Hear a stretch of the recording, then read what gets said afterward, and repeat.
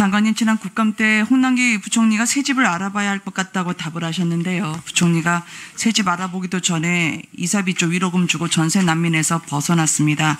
맞는 방향입니까? 그 집을 파신 거 아닌가요? 그러니까 위로금을 네. 세입자에게 주고 전세 난민에서 네. 탈피하신 게 정상적 거래냐고 여쭙고 있습니다. 그분은 전세를 계속 사시는 거 아닌가요? 이사비조 위로금이 맞는 방향인가요? 원래는 이제 그분이 계약갱신 청구권을 행사해서 계속 사셔야 되는 건데. 아니요, 그러니까 이렇게 위로금을 하고 지금 임대차 3법으로 인해서 온갖 저희 지금 편법이 위로금, 급행료, 이면계약 이렇게 판치고 있습니다. 이게 맞는 방향이라고 여쭙는 겁니다. 제가 여러 번 말씀드렸지만 그 법이 개정되고 난 이후에 이게 정상적으로 왜냐면요, 장관님, 지금 이게 필요하다, 청와대 초원까지 이렇게 올라갔는데 이 나라의 경제 사령탑이라는 분이 아수라장에서 혼자 탈출한 셈이 됐습니다. 이게 위로비는커녕 수십만 원도 없는 국민은 어쩌라고요.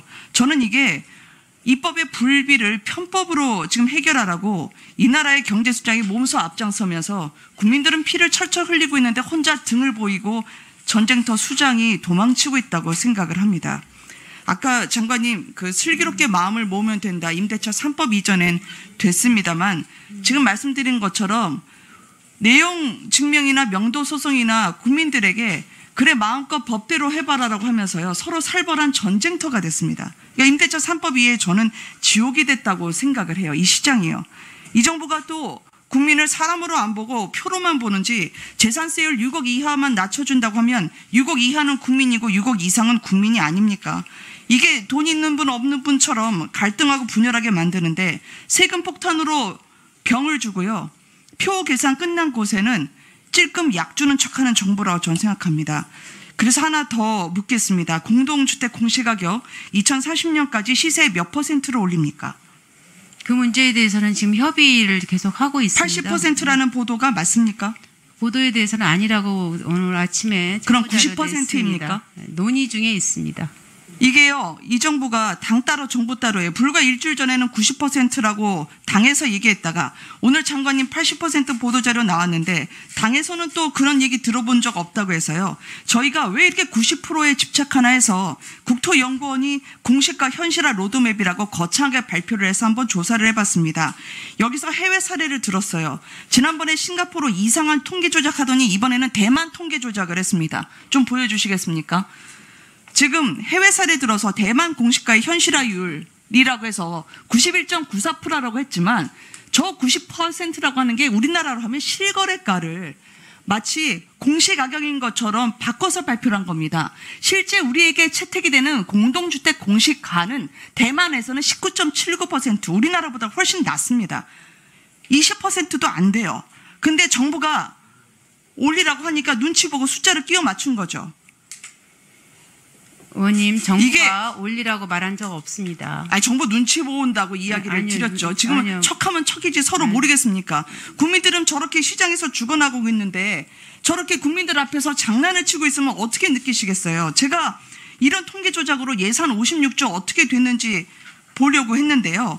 전월세 자금, 주택구입 융자가 있습니다. 지금 10조가 편성이 돼 있던데 수도권에서 1억을 줍니다. 전세 자금을. 근데 수도권에서 지금 중위가가 얼마인지 아십니까? 전세가요. 5억입니다. 그러면 여기서 수도권에서 1억으로 전세 얻을 데가 어디 있겠습니까? 집 사는 것도요. 국민주택 규모 이하의 5억 원 이하 집이라고 하는데 저희가 자료 하나 보여드릴게요. 지난 문재인 정부 3년간에 5억 이하 집으로 할 수 있는 특히 경기도의 서울의 5% 상한 과세등사 물건 수를 보면 다 줄어들고 있어요. 이 대상 집들이 줄어들고 있는데 수혜 대상의 집행이 가능하겠습니까? 그림의 떡입니다. 저는 이게 설계가 잘못됐다고 봐요. 이 56조가 국민이 원하는 돈인지 정권 유지용인지 저는 선심성과 비효율이 다 들어갔다고 생각을 합니다. 장관님, 그래서 전세난 기필코 안정됩니까? 언제 안정되겠습니까? 알려주십시오. 그 의원님께서 지적하신 주택 구입에 따른 정책 금융이 실효성이 없는 게 아니냐 이런 말씀에 대해서는 아니, 저는 수혜 대상에 대해서 이미 작년에 짰던 것과 올해 짜는 건 분명히 달라져야 되는데 그냥 똑같이 꽤 맞추고 거기 들어가고 가난한 분들을 위해서 애쓰고 있다는 말이 아니고요. 그건 얘기가 안 된다는 거예요. 실제는 그렇게 물건이 줄어드는데 언제 1억 고수하시면서 그렇게 탁상공론 하시냐는 겁니다. 제가 여쭙는 건 예.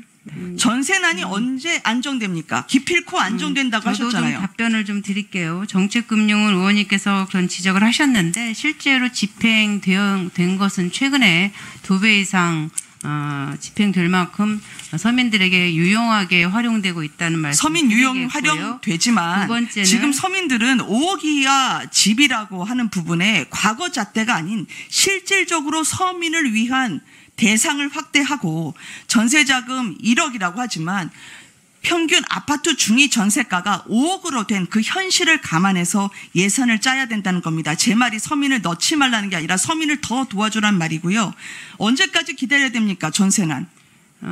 그리고 이제 현장에서의 어려움에 대해서도 많이 문제 제기하셨는데 그 문제에 대해서는 저희들도 잘 그럼 다시 알고 해줄게요. 있고요. 전세가 아니, 답변을 좀 하면 안 될까요? 의원님께서 많이 말씀하셨으니까 답변 좀 하겠습니다.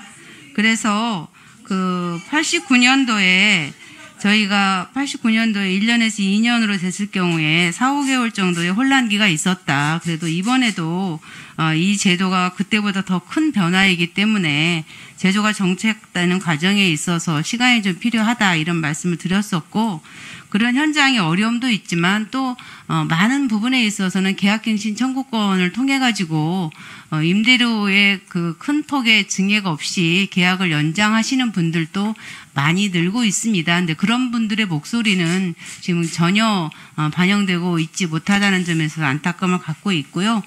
저희가 전세 시장 문제에 대해서는 대통령께서도 말씀하셨고 저희도 여러 번 말씀드렸지만 안정화할 수 있는 또 그러기 위해서 저희가 도울 수 있는 문제에 대해서는 지금 정부 내부에서 논의가 진행 중에 있습니다. 그래서 논의가 정리되고 나면은 국민들께 발표 드리도록 그렇게 하겠습니다.